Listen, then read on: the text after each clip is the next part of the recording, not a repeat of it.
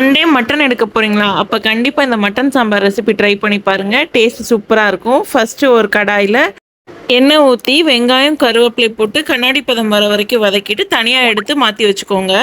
Name தான் mutton சாம்பார்னு இருக்கும். ஆனா டேஸ்ட் வந்து சூப்பரா இருக்கும். ஒரு தடவை ட்ரை பண்ணீங்கன்னா அடிக்கடி திருப்பி திருப்பி செய்வீங்க. இப்போ ஒரு குக்கர் எடுத்திருக்கேன். குக்கர்ல எண்ணெய் ஊத்திக்கலாம். எண்ணெய் சூடானோடனே ஒரு பெரிய வெங்காயத்தை போட்டு நல்லா வதக்கிக்கலாம்.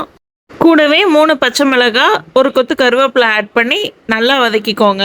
நம்ம கருவேப்பிலை ஆட் பண்ணி பண்ணுறதுனால இந்த கிரேவிக்கு நல்ல ஒரு ஃப்ளேவர் கிடைக்கும். கூடவே நம்ம எடுத்து வச்சிருக்க மட்டன் ஆட் பண்ணிக்கலாம். இங்கே நான் 1 kg மட்டன் ஆட் பண்ணியிருக்கேன். மட்டன் ஆட் பண்ணி அந்த வெங்காயத்தோட நல்லா ஃப்ரை பண்ணிக்கோங்க. இதனால் இந்த மட்டனுக்கு நல்ல ஃப்ளேவர் கிடைக்கும். கூடவே இந்த கிரேவிக்கு தேவையான அளவுக்கு உப்பு, கொஞ்சோண்டு புதினா, கொத்தமல்லி இதோடய ஆட் பண்ணிக்கோங்க. ரெண்டுமே நல்ல ஃப்ளேவர் கொடுக்கும்.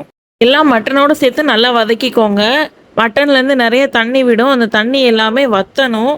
சைட் பை சைடு ஒரு மிக்சி ஜார் எடுத்துக்கலாம். அதில் 1/4 கப் தேங்காய் துருவல் ஆட் பண்ணிக்கலாம். கூடவே 8 பல் பூண்டு, ஒரு சின்ன சைஸ் இஞ்சி, கொஞ்சம் மல்லி இலை ஆட் பண்ணிக்கலாம்.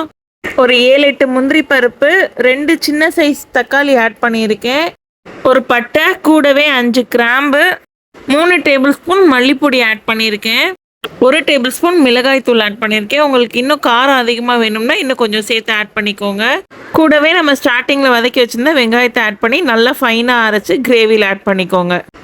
கிரேவிக்கு தேவையான அளவுக்கு தண்ணி ஊற்றி கன்சிஸ்டன்சி பார்த்து அட்ஜஸ்ட் பண்ணி ஆட் பண்ணிக்கோங்க.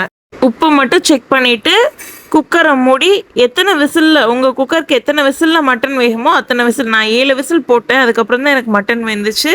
ஃபைனலாக மல்லி இலை மட்டும் ஆட் பண்ணிவிட்டு சர்வ் பண்ணிடலாம். கண்டிப்பாக இந்த மட்டன் சாம்பார் ரெசிபியை வீட்டில் ட்ரை பண்ணி பார்த்துட்டு எப்படி வந்துச்சுன்னு சொல்லி கமெண்ட்டில் சொல்லுங்கள். இது கர்நாடகா ஸ்டைல் ரெசிபி.